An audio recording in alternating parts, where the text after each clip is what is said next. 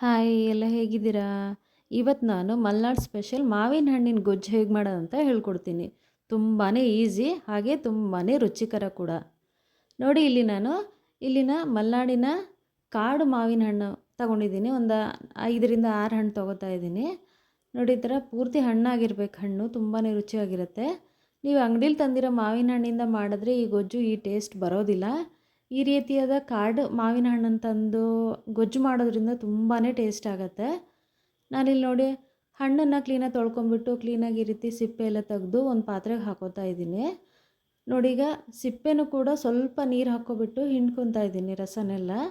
ಆ ಮಾವಿನ ಹಣ್ಣಿನ ಸಿಪ್ಪೆಯಲ್ಲಿರೋಂಥ ತಿರುಳೆಲ್ಲ ನಾನು ತಕ್ಕೋತಾ ಇದ್ದೀನಿ. ತಿರುಳಲ್ಲೂ ಕೂಡ ರುಚಿ ಇರುತ್ತೆ, ಹಾಗಾಗಿ ಈ ರೀತಿಯಾಗಿ ಹೆಚ್ಚಿಕ್ಕಿ ಕಿವುಚ್ಕೊಂಡು ಏನು ಮಾಡ್ತಾಯಿದ್ದೀನಿ ತಕ್ಕೊತಾ ಇದ್ದೀನಿ.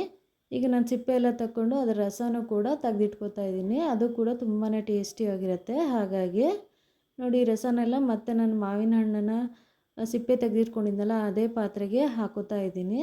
ವೇಸ್ಟ್ ಮಾಡೋದಿಲ್ಲ ಇದನ್ನು ನಾನು. ಹಾಕ್ಕೊಂಡಾದ್ಮೇಲೆ ಈಗ ನಾನೀಗ ಮಸಾಲೆಗೆ ನೋಡಿ ಸ್ವಲ್ಪ ತೆಂಗಿನಕಾಯಿ, ಜೀರಿಗೆ, ಸಾಸಿವೆ ಮತ್ತು ಸ್ವಲ್ಪ ಖಾರದ ಪುಡಿ ನೋಡಿಕೊಂಡು ನಿಮ್ಮ ರುಚಿಗೆ ತಕ್ಕಷ್ಟು ಹಾಕ್ಕೊಂಡು ಮಿಕ್ಸಿ ಮಾಡ್ಕೊತಾ ಇದ್ದೀನಿ. ನೈಸಾಗಿ ರುಬ್ಕೋತಾ ಇದ್ದೀನಿ. ನೋಡಿ ಈ ರೀತಿಯಾಗಿ ಹಾಕ್ಕೋತಾ ಇದ್ದೀನಿ. ಮಾವಿನ ಹಣ್ಣಿಗೆ ಎಲ್ಲ ಹಾಕ್ಕೋತಾ ಇದ್ದೀನಿ. ಸ್ವಲ್ಪ ಗಟ್ಟಿಯಾಗಿದ್ರೇ ಒಳ್ಳೇದು ಈ ಗೊಜ್ಜು, ನೀರು ಮಾಡ್ಕೊಬೇಡಿ. ನೋಡಿ ಈ ರೀತಿಯಾಗಿ ಒಂದು ಸ್ವಲ್ಪ ಏನು ಮಾಡ್ತೀನಿ, ಮಾವಿನ ಹಣ್ಣನ್ನು ಹೆಚ್ಚಿಕೊತಾ ಇದ್ದೀನಿ. ಸ್ವಲ್ಪ ಉಪ್ಪು ಖಾರ ಎಲ್ಲ ಹಿಡಿದ್ರೆ ಮಾವಿನ ಹಣ್ಣು ತುಂಬಾ ಟೇಸ್ಟಿಯಾಗಿ ಬರುತ್ತೆ.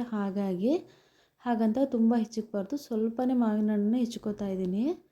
ನೋಡಿ ಈ ರೀತಿ ಆದಮೇಲೆ ಇದಕ್ಕೆ ರುಚಿಗೆ ತಕ್ಕಷ್ಟು ಉಪ್ಪು ನೋಡಿಕೊಂಡು ಉಪ್ಪು ಹಾಕ್ಕೋತಾ ಇದ್ದೀನಿ. ಉಪ್ಪು ಹಾಕ್ಕೊಂಡಾದಮೇಲೆ ಕ್ಲೀನಾಗಿ ಮಿಕ್ಸ್ ಮಾಡ್ಕೊತಾ ಇದ್ದೀನಿ.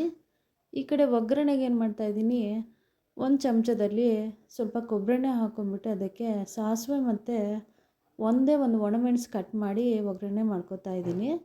ಚೆನ್ನಾಗಿ ಒಗ್ಗರಣೆ ಫ್ರೈ ಆಗಬೇಕು, ಸಾಸಿವೆ ಎಲ್ಲ ಚಟಪಟ ಅನ್ನಬೇಕು. ನೋಡಿ ಈಗ ಒಗ್ಗರಣೆ ರೆಡಿ ಆಯಿತು. ಇದನ್ನೀಗ ಮಾವಿನ ಹಣ್ಣಿನ ಗೊಜ್ಜು ಮಾಡ್ಕೊಂಡಿದ್ವಲ್ಲ ಅದಕ್ಕೆ ಹಾಕೋತಾ ಇದ್ದೀನಿ. ಕ್ಲೀನಾಗಿ ಎಲ್ಲನೂ ಮಿಕ್ಸ್ ಮಾಡ್ಕೊಬೇಕು. ಮಾವಿನ ಹಣ್ಣು ಉಪ್ಪು ಖಾರ ರುಚಿ ಎಲ್ಲನೂ ಹಿಡ್ಕೋಬೇಕು, ತುಂಬಾ ಆವಾಗ ರುಚಿ ಬರುತ್ತೆ. ನೋಡಿ ಈ ರೀತಿಯಾಗಿ ಕ್ಲೀನಾಗಿ ಮಿಕ್ಸ್ ಮಾಡ್ಕೊತಾ ಇದ್ದೀನಿ. ಎಷ್ಟು ಚೆನ್ನಾಗಿರುತ್ತೆ ಗೊತ್ತಾ ಈ ಸಾರು. ಈ ಸಾರಲ್ಲಿ ಊಟ ಮಾಡ್ತಾಯಿದ್ರೆ ಮತ್ತೆ ಮತ್ತೆ ಇನ್ನೂ ಊಟ ಮಾಡಬೇಕು ಅನಿಸುತ್ತೆ, ಅಷ್ಟು ರುಚಿಯಾಗಿರುತ್ತೆ. ಅದರಲ್ಲೂ ಈ ಕಾಡು ಮಾವಿನ ಹಣ್ಣು ಹಾಕಿ ಸಾರು ಮಾಡೋದ್ರಿಂದ ತುಂಬಾ ರುಚಿಯಾಗುತ್ತೆ. ನೋಡಿ ರೆಡಿ ಆಯಿತು. ಆದಮೇಲೆ ನನ್ನ ಚಾನಲ್ನ ಲೈಕ್ ಮಾಡಿ, ಸಬ್ಸ್ಕ್ರೈಬ್ ಮಾಡಿ, ಶೇರ್ ಮಾಡಿ. ನಾನು ಹಾಕೋ ವಿಡಿಯೋ ನಿಮಗೆ ಇಷ್ಟ ಆದರೆ ಕಮೆಂಟ್ ಮಾಡಿ. ನೋಡಿ ಈ ರೀತಿಯಾಗಿ ಸುಲಭವಾಗಿ ಮಾಡುವಂತಹ ಮಾವಿನ ಹಣ್ಣಿನ ಗೊಜ್ಜು ತುಂಬಾ ಟೇಸ್ಟಿಯಾಗಿರುತ್ತೆ ಹಾಗೂ ತುಂಬಾ ಈಸಿ ಕೂಡ.